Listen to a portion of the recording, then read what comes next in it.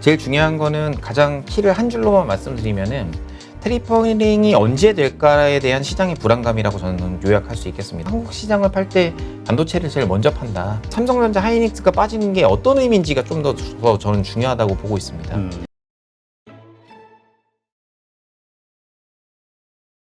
네, 엄브렐라 리서치의 윤주호 대표 나오셨습니다. 안녕하세요. 안녕하십니까. 네, 지난주 아주 시장이 난리가 났어요. 네. 삼성전자하고 SK 하이닉스 이제 반도체주가 상당히 큰 폭으로 급락을 하면서 네. 많은 분들이 이제 불안에 떨었던 한 주였는데 일단 좀 진정이 돼가는 것 같죠? 오늘 모습 보니까. 네, 아마 뭐 지난주에 팔 물량은 거의 다 나오지 않았나, 그게 뭐 1차적으로 나오지 않았나 이렇게 생각을 좀 하고 있고요.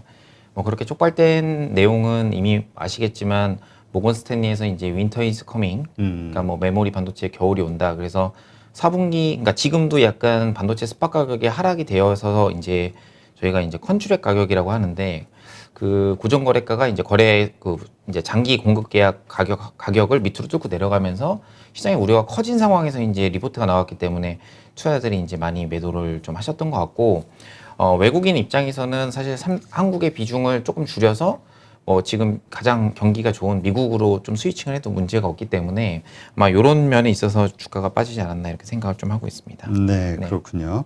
지금 미국 시장도 보면 마이크론이 이 리포트 나오고 나서 좀 빠지다가 네. 이제 그쪽도 어제 저녁에 보니까 이렇게 네. 좀 안정이 돼가는 것 같아요. 네, 오히려 뭐 장세가 그렇게 어제 미국장도 그렇게 좋진 않았는데 빅테크나 이런 것들이 좀 조종이 좀 나왔거든요. 근데 이제 뭐 예를 들어 테슬라나 이런 어떻게 보면 뭐 정부에서 조사가 나온다고 하니까 아무래도 견제를 좀 하시는 것 같고, 이제 그래서 이제 마이크론 같은 경우도 이제 뭐 먼저 맞았기 때문에 매를 먼저 맞았기 때문에 지금 뭐 장이 빠지고 있는데 굳이 매도를 할 필요는 없을 거다.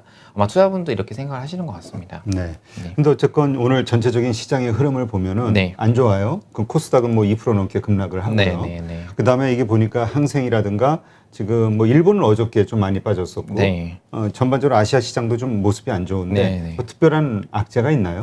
뭐 미국 빼고 다 악재인 것 같은 주가를 지금 보이고 있는데 특별한 악재는 없습니다. 뭐 그때 말씀드린 심리예요, 그냥. 근데 결국에는 뭐 뒤에서 한번 말씀드릴 또 그 미국 금리 인상 언제 할 거냐, 테이퍼링에 관련된 문제겠죠. 그래서 아마 제일 중요한 거는 가장 키를 한 줄로만 말씀드리면은 테이퍼링이 언제 될까에 대한 시장의 불안감이라고 저는 요약할 수 있겠습니다. 왜냐하면 그 시장에서 가장 싫어하는 거는 불확실성입니다. 그래서 불확실성이 지금 언제 하는 거지? 이거 도대체 어떤 경로로 경제가 가는 거지? 라고 의심했을 때가 가장 크다라고 좀 볼 수 있을 것 같고요. 그 반도체 관련해서 제가 뭐 아까 방금 말씀하셨기 때문에 좀 제가 준비해온 자료를 먼저 좀 보여드리고 말씀을 드리도록 하겠습니다.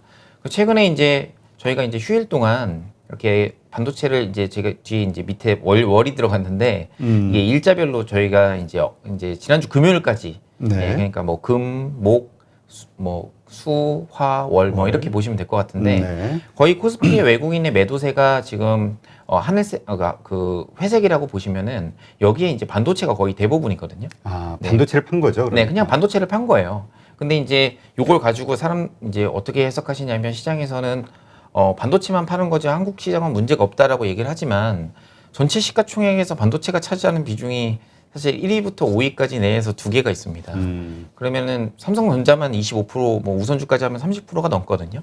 그러면 하이닉스까지 포함하면 시가총액 비중으로는 30% 정도 되고요, 미니멈. 그다음에 이익의 비중으로 보면은 연간으로 보면 최소 20%가 넘는 그런 상황이기 때문에 결국 한국 시장을 팔 때 반도체를 제일 먼저 판다라고 보시면 될 것 같고, 이제 액티브 자금들이 이제 주가를 좀 팔았기 때문에 이런 부분이 어느 정도 지난주에 반영이 됐다라고 생각을 해서 지금 주가가 어느 정도 기술적으로 반등이 나오고 있지 않나라고 생각하고 있고요.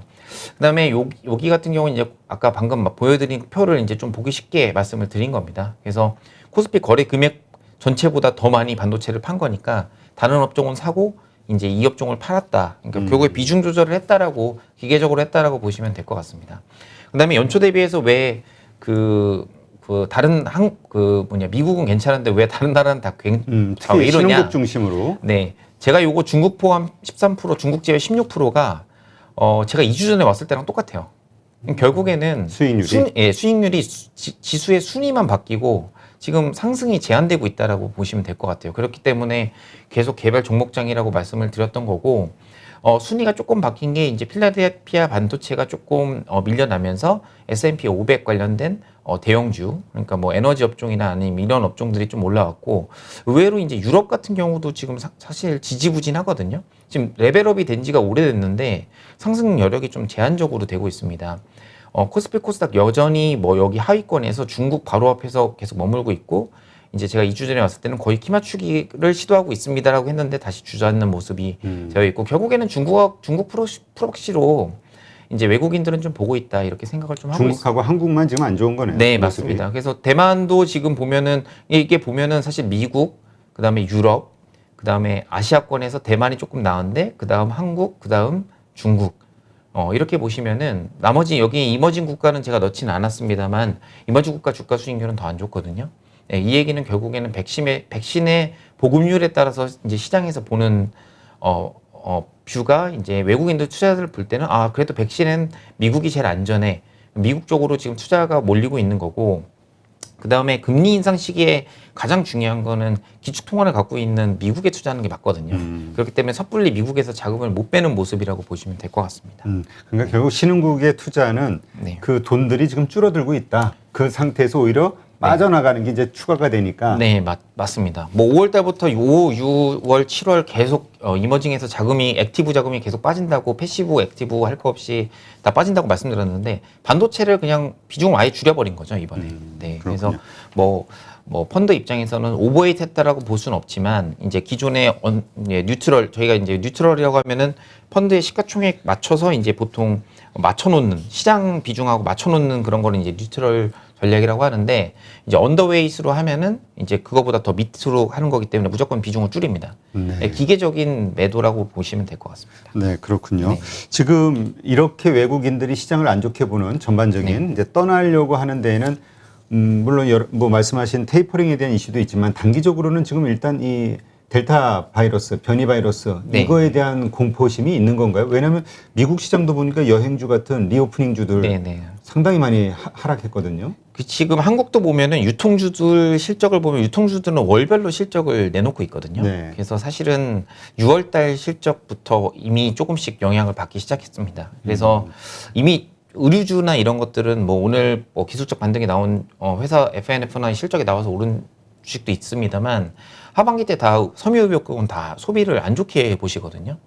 그래서 주가가 먼저 좀 빠졌죠. 사실은 뭐 6월 달부터 섬유유복 쪽은 5월, 6월부터 벌써 이미 빠지기 시작해서, 사실 미국의 기조적인 소비가 반등이 나온 것들이 데이터가 나오지 않으면은 사실 이쪽 관련주들은 모멘텀이 그렇게 없다라고 좀 보시면 될 것 같습니다. 네, 그렇군요.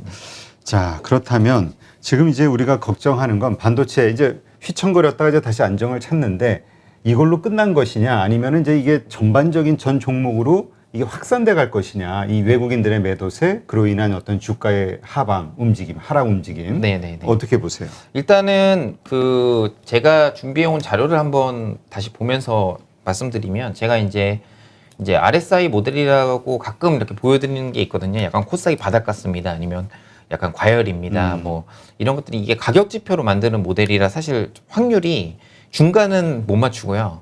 상단하고 하단은 좀 잘 맞추는 편입니다. 그래서 여기 날짜를 제가 이렇게 적어 놓은 이유가 이제 이게 약간 여기서 이제 나왔다. 4월 달부터 이제 코스피가 계속 나왔다가 잠깐 올랐다 다시 빠지는 모습이고, 지금은 이제 하단권에 있거든요. 그래서 어느 정도 가격적으로는 저는 반등이 나왔다고 좀 보고 있고, 오늘 이제 시장에서 좀 특징적이었던 거는 이제 선물 매도세가 이제 많이 나왔다가 이제 외국인들이 막판에 이제 들어 올리는 선물을, 그래서 이제 선물이 계속 박스권으로 움직인다고 말씀드렸는데 하단에서 지지가 됐기 때문에 여기서 코스피가 뭐 하방으로 계속 뭐 무너진다 이렇게 보기에는 좀 어려울 것 같고요. 그 다음에 이제 뭐 코스피 현물 관련해서 이제 계속 외국인이 안 들어온다라고 말씀드렸던 이유가, 이제 4월부터 사실 계속 팔았습니다. 외국인들이. 네, 계속 팔았고, 이제 저희가 이제 곧버스라고 하는 코스피 이제 200 인버스 관련돼서도 이제 어느 정도 차익 매물이 나왔기 때문에 주가의 하방은 어느 정도 지지되고 있다라고 저는 생각을 좀 하고 있습니다. 네. 네. 지금 그렇다면 외국인들의 매도는 좀 그러니까 이 반도체는 이제 어느 정도 마무리된 것 같고, 그러면 반도체 삼성전자와 SK 하이닉스 이게 이제 앞으로 반등할 것이냐, 네. 아니면 횡보로 할 것이냐, 이제 이거가 이제 논란이 될 것 같아요. 네, 일단 기술적 반등 이후 횡보라고 저는 생각을 하고 있습니다. 아, 아마 주가를 약간 보시면 올랐다가 네, 시가총액 상위주라고 말씀드리기 좀 무색할 만큼 주가가 빠졌거든요. 아니, 빠질 때는 네, 진짜 고점 중소형주 같이 네, 빠지더라고요. 고점 대비 25% 빠진 거는 왜냐하면 이게 오른 상태에서 빠졌으면은 좀 이거는 좀 약간 조심하셔야 된다고 하는데 사실 오른 게 없이 그냥 빠졌기 때문에 뭐 제가 볼 때 한 번에 반도체 메모리 가격이나 아니면 이런 것들을 이제 개인 투자분들이 많이 이제 삼성전자를 사셨어요. 왜냐하면 지금 개인 투자분들이 코스닥을 사시는 분들이 있긴 있습니다. 왜냐하면 오늘 같은 경우도 700억을 사고 이렇게 하셨지만 제가 이제 개인 투자자분들하고 가끔 이제 뭐 친척이나 이런 분들하고 얘기를 좀 해보면은 관심이 카카오, 삼성전자밖에 없어요. 예. 제가 요즘 화두가 네, 그거예요. 제가 중소형주 관심 이제 전문적으로 보긴 합니다만 뭐 요즘 뭐 시세나 이런 거 IT 관련된 종목들이 이제 약하다 보니까 좀 제 주특기가 발현이 안 되고 있는데 저한테는 그런 종목들 아예 안 물어보십니다. 네, 그냥 뭐 제가 예전에 제가 연초부터 나와서 말씀드렸던 거 제이시스 메디칼 이런 거 관심 없으세요. 그냥 카카오뱅크, 카카오 언제 오르냐 이것만 여쭤보시거든요. 그래서 오늘도 시장을 보면 그러니까 예를 들어 삼성전자 하이닉스가 빠진 게 어떤 의미인지가 좀 더 저는 중요하다고 보고 있습니다. 예를 들어서 제가 그때 뭐 윤지호 센터장님이 나와서 방송에서 말씀하셨던 M2의 증가율이 6월 달에 꺾였다. 그거를 이제 먼저 반영한 거거든요, 결국에는.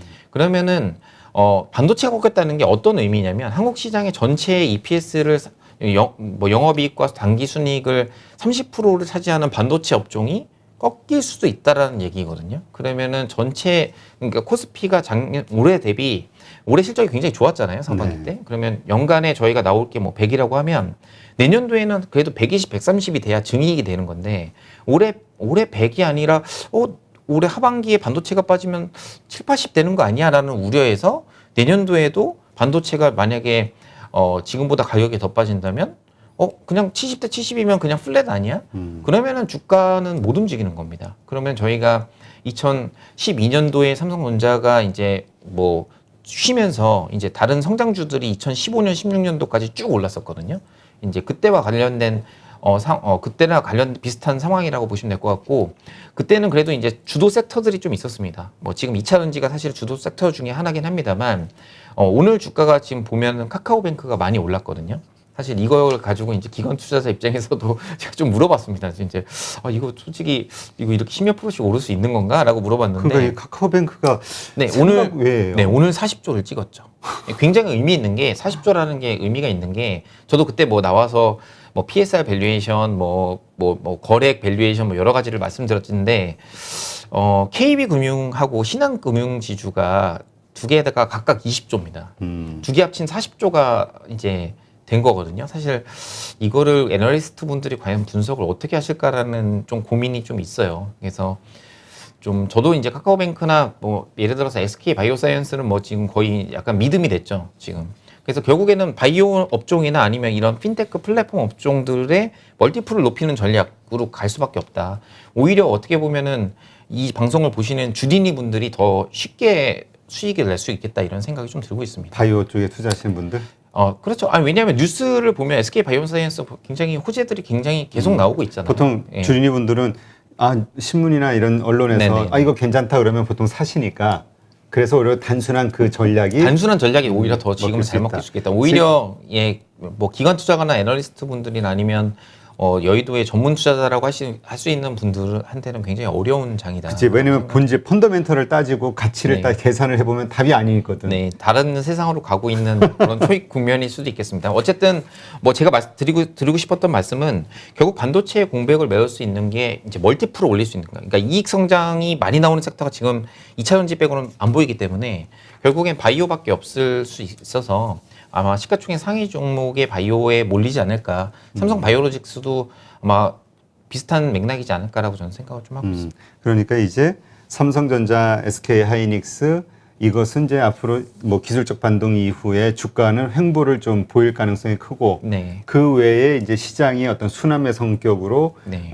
바이오주가 이제 상승할 수 있다. 그렇죠. 그래서 지금 저희도 모르는 사이에 이제 반도체에 워낙 저희가 글로벌로 잘하고 있는 회사기 때문에 시가총액 1, 2위가 이제 반도체였는데 어느 순간 눈 떠보니까 2차 전지들이 많이 들어왔었잖아요. 그렇죠. 지금 어느 순간 눈 떠보니까 시총 상위주에 이렇게 보시면은 또 플랫폼 기업들, 핀테크 기업들이 이제 많이 올라왔습니다. 이제 카카오페이도 상장을 할 건데 이제 카카오 관련된 업종들이 많이 올라오는 거죠. 결국엔 저희가 플랫폼에 대한 가치를 주면서 저희도 이제 소프트웨어 업종이나 이런 것들이 이제 하드웨어 중심의 이제 삼성전자나 LG전자 때문에 하드웨어 중심의 어떤 그 IT에서 이제 소프트웨어 업종으로 넘어가는 그런 국면이라고 좀 생각을 하니까 소프트웨어 업종은 좀 밸류에이션을 좀 다르게 해야 되거든요. 네, 경쟁력이 숫자로만 보이지 않습니다. 그러니까 지금 외국인들도 그렇고 시장의 흐름, 그러니까 매수하는 그런 걸 봤을 때 진짜 반도체 팔고 이제 지금 이야기하신 이런 쪽으로 그러니까 시장의 분위기가 확 바뀌어지고 있다 이렇게 이야기하시는 분들이 있어요. 네, 아무래도 뭐 제가 볼 때는 그냥 산업 변화의 초입 국면에 베팅한다라고 저는 생각하고 있어요. 왜냐하면 카카오뱅크는 국내 투자자들이 잘 알잖아요. 저희가 써보기도 하고 이제 그렇죠. 유저의 제가 지난번 IPO 때 말씀드렸던 것처럼 유저군들의 성장성을 보면 당연히 밸류에이션을 받아야 되는데 지금 돈을 버는 거를 보면은 이제 KB 금융지주나 아니면 신한지주가 더 받아야 되거든요. 왜냐면 여기는 분기에 몇 천억씩 버는 회사기 때문에 이 두 개를 단순히 비교하기에는 좀 어렵고 국내 투자자들은 아 이거 비싸다 이제 너무 많이 올랐다 이런 뷰들이 많으신데 외국인들은 카카오가 다 먹은 거 아니야 이거? 약간 이러면 예 그리고 20대가 많으면 성장성이 좋겠네라고 하면서 이제 시가총액을 이제 상위권에서 땡겨버리니까 이제 국내 주식 투자분들은 이제 계속 이제 구경만 하고 있는 굉장히 씁쓸한. 그러니까 우리는 뭐 네. 불안하니까 팔지 이게 네. 고점일 것 같으니까 올라가면 팔죠. 네. 근데 이제 외국인들은 계속 매수를 하고 있는 게 처음에는 매수할 때 그냥 그 뭐죠 저 MSCI 지수에 네네. 편입되니까 그냥 기본적으로 사대야 되는 물량 200이 포함될 거니까 그런데 지나고 가도 계속 산단 말이에요. 맞습니다. 네. 그러니까 외국인들은 사실 밸류에이션보다는 방향성을 좀 더 중요시 여기는 것 같아요. 미래는 카카오뱅크가 먹을 것이다 이걸 네, 보는 네. 거군요. 그냥. 최근에 2차 전지도 뭐 저희 엄브렐라 리서치에서 저 빼고 다른 분이 또 분석을 하셨는데 외국인이 계속 지분을 사서 올렸더라고요. 어떤 그 2차 전지. 아, 2차 전지요? 예를 들어서 에코프로 비임이라든지 LNF라든지 다 외국인이 계속 샀습니다. 국내 기관 투자자들은 계속 팔았거든요. 왜냐하면 오르면은 어느 정도 차익 실현, 밸류에이션 부담이 있기 때문에 팔 수밖에 없는 그런 상황에서 오히려 외국인들하고 개인들과의 싸움이 아닐까. 요즘에는 뭐 오늘도 제가 이제 매수 매도 이런 걸 보니까 개인과 외국인의 싸움이지 뭐 기관은 중간에 끼지도 못하더라고요. 코스피 가지고 기관 순매도가 1,000억인데 뭐 사실 이 정도 가지고는 개인 투자분들이 뭐 보통 하루에 이제 사시면은 뭐 1조씩 사시는데 뭐 이제 게임이 안 되는 것 같습니다. 그래서 그래요. 그러니까 시장이 뭔가 이제까지 우리가 기대했던 것과는 다른 어떤 흐름을 보이고 있으니 그러니까 결국은 우리 주린이 분들이나 투자자들은 안 오른단 말이에요. 이미 내가 사놓은 주식이. 그러니까 네. 답답한 거죠. 오히려 빠지기만 하고. 주가는 사실 뭐 1% 안 빠졌지만 심리적으로는 많이 빠졌거든요. 그렇죠. 종목들은. 네, 왜냐하면 SK 바이오사이언스랑 카카오뱅크는 오르는데 제가 가진 IT 종목은 계속 빠지면은 이게 위에 오르는 거 15%, 그다음에 제가 빠진 거 10% 생각하면은 상계해 보시면 30%의 기회 손실이 있다고 생각하시기 때문에 근데 이거는 전문 투자자들도 마찬가지입니다. 그래서 참 어려운 주리분들도 그때 제가 지난번 방송을 다시 한번 보시면은 기억하실지 모르겠습니다만 작년 대비 올해 상반기는 2배 어렵고 제가 올 하반기는 상반기보다 4배 어렵다고 말씀을 드렸거든요. 그럼 작년 대비 하반기는 8배 어렵다고 보시면 될 것 같습니다. 네. 참. 네, 그런 사유를 뒤에서 다시 한번 또 짚어보도록 하겠습니다. 네, 알겠습니다. 그런데 하나 좀 걱정이 된다기보다 궁금한 건 카카오뱅크가 이렇게 좋은 모습 흐름을 보여주고 있잖아요. 그럼 네. 카카오가 좀 반등할 만도 한데 네. 카카오는 계속 빠진단 말이에요. 아무래도 좀 다일루션 효과이지 않을까 싶습니다. 예를 들어서 저희가 이제 뭐 예를 들어서 100의 시가총액을 가진 어떤 알짜 회사가 있는데 이 회사가 인적 분할을 해서 회사를 이제 분리를 했습니다. 인적 분할로 하면은 이제 다른 회사가 되거든요. 이제 물적 분할은 자회사로 있기 때문에 실적 어느 정도 땡겨오기 때문에 할인율이 조금 적용되는 거고요. 요거는 이제 지금의 SK 케미칼과 SK 바이오사이언스를 좀 생각하시면 될 것 같고, 그 다음에 왜냐면 지분을 갖고 있기 때문에 그런 거고요. 그럼 카카오도 여기에 이제 지분을 갖고 있습니다만 나온 시총이 너무 커요. 예를 들어서 카카오뱅크는 카카오에서에 속해 있던 회사긴 합니다만 지금 시가총액이 뭐 굉장히 크거든요. 그렇죠. 뭐 네, 40조 그리고, 가까이 네, 됐으니까. 그리고 카카오페이도 빠지니까 40조면은 지금 투자분들이 이제 잘 생각하셔야 되는 게 제가 오늘 진짜 깜짝 놀란 게 기아랑 한번 시가총액 비교해 봤는데 사실 이렇게 비교하는 것 자체가 되게 아재스러운 옛날 방식입니다. 그래서 제가 제조업인 어떤 기아가 저희한테는 굉장히 중요한 회사잖아요. 그러니까 그죠. 과거 네네. 전통적으로. 봤는데 기아가 올해 오늘 딱 오늘자로 38조 주가 빠져 38조. 그다음에 카카오뱅크가 40조를 찍었거든요. 그래서 시가총액 역전됐는데 이거를 업종이 틀리기 때문에 이게 밸류에이션이 높다 낮다를 할 수는 없습니다만 카카오도 어느 정도 이거에 대해서 이제 실적 발표가 나왔을 때의 분위기가 굉장히 많이 오른 상태에서 이제 주가가 어느 정도 차익 실현이 계속 나오고 있다. 이렇게 생각하시면 될 것 같아요. 네. 네. 그러니까 아직은 우리가 그냥 일반 카카오 주주들이 기대했던 카카오뱅크가 오르면 카카오도 같이 오를 거야. 네. 뭐 이거는 아직 공식이 성립이 안 되는 걸로. 그렇죠. 근데 이것도 한 번에 가치가 반영될 수 있는 게 작년에 SK 케미칼은 껍데기다라고 하면서 또 엄청 빠졌었거든요. 그랬죠. 네. 근데 올해는 또 그래 SK 바이오사이언스 못 샀으니까 나는 SK 케미칼로 그치, 프락시로 지분을 할게. 또 그만큼 가지고 그게 이제 있으니까. 밸류가 이제 지분 가치나 이런 걸로는 어느 정도 지금 시가총액하고 차이가 안 날 때는 잘 안 사다가 이게 그럼 저게 계속 오르면은 예를 들어서 카카오뱅크가 계속 오르잖아요. 그러면 이제 사람들이 생각을 하겠죠. 이제 계산을 해봅니다. 카카오뱅크 지분 가치 뭐 이런 거 계산해봐서 이게 괴리가 너무 크다 하면 그때부터 사기 시작하면 아마 리포트나 이런 것들이 지분 가치 얘기가 나올 수 있어요. 그래서 뭐 지금도 희망의 끈을 굳이 놓으실 필요는 없다라고 저는 생각을 하고 있습니다. 네. 어쨌건 지금 전반적으로 우리 개인 투자자들의 흐름은 삼성전자와 카카오는 반드시 오를 거야라는 이제 어떤 믿음, 네. 이게 이제 확신이 가득 차 있죠. 네. 이것이 실현되느냐 안 되느냐는 결국 외국인에게 달렸다. 이렇게 봐야겠죠. 네, 시가총액의 상위는 사실은 외국인들하고 기관들이 동시에 들어오지 않으면은 그 개인 투자분들이 사서 올리기에는 좀 쉽지는 않아요, 사실은. 네, 그래서 SK 바이오사이언스도 기관이 뭐 지금 계속 차익 실현을 하고 있습니다만 외국인하고 개인들의 순매수가 주가의 상승을 이끌었다라고 저는 보고 있고요.